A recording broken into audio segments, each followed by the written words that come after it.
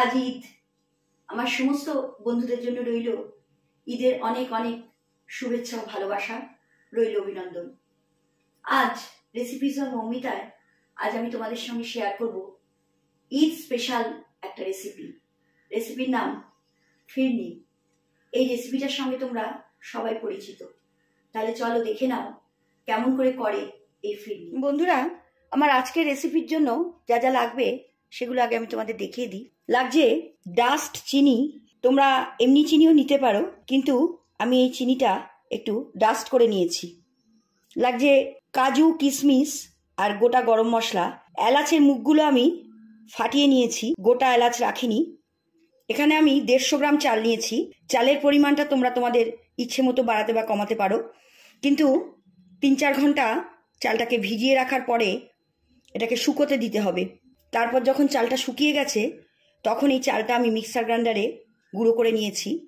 কিন্তু এটা পোলাওয়েরই চাল, গুঁড়োটা তোমরা দেখো একদম মিহি কিন্তু হবে না, একটুখানি গুঁড়ো গুঁড়ো থাকবে। একদম মিহি করলে ফিরনি ভালো হয় না। লাগছে কেশর আর একটা তেজপাতা। তাহলে চলো শুরু করা যাক আজকের রেসিপি। বন্ধুরা, আমি গ্যাসের ওপর একটা ফ্রাই প্যান দিয়েছি, তার মধ্যে এখানে 1 লিটার দুধ আছে।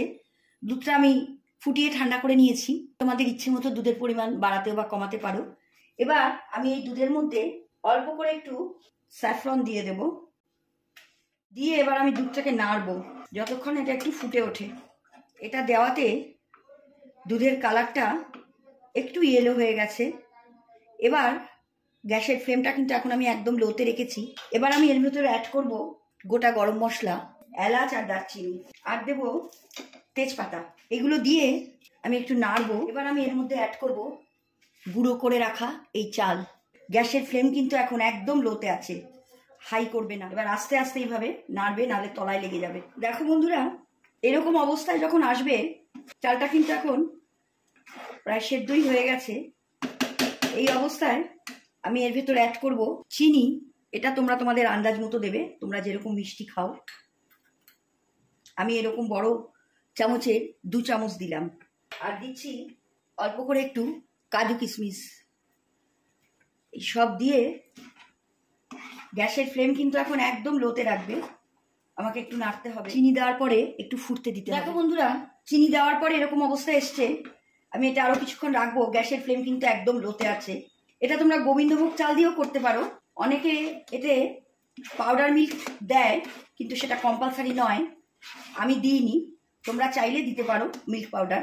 আমি এটা শুধু দুধ দিয়েই করলাম। এটা গ্যাসের ফ্লেমটা লো করে আরো কিছুক্ষণ রাখবো। বন্ধুরা, কি সুন্দরভাবে তৈরি হয়ে গেল আমার ফিরনি। এটা ঠান্ডা হলে তোমরা ফ্রিজে দিয়ে দিলে তারপর যখন খাবে টেস্ট আরো ভালো হবে। এটা খুব সুন্দর একটা রেসিপি, এটা তোমরা বাড়িতে অবশ্যই ট্রাই করো। আমার আজকের রেসিপি এখানেই শেষ। আমার আজকের রেসিপি যদি তোমাদের ভালো লাগে, তোমরা আমার চ্যানেলটাকে লাইক, কমেন্ট করো আর ফলো করো। তোমরা চাইলে আমায় ইউটিউব আর ইনস্টাগ্রামেও ফলো করতে পারো। আমার লিঙ্ক আমি আমার প্রোফাইল ডিসক্রিপশন বক্সে দিয়ে দিয়েছি। তোমরা ইউটিউবে আমার চ্যানেলটাকে ফলো করলে অবশ্যই সাবস্ক্রাইব করো, আর নতুন রেসিপির নোটিফিকেশন পাওয়ার জন্য পাশে থাকা বেল আইকনটা অন করো।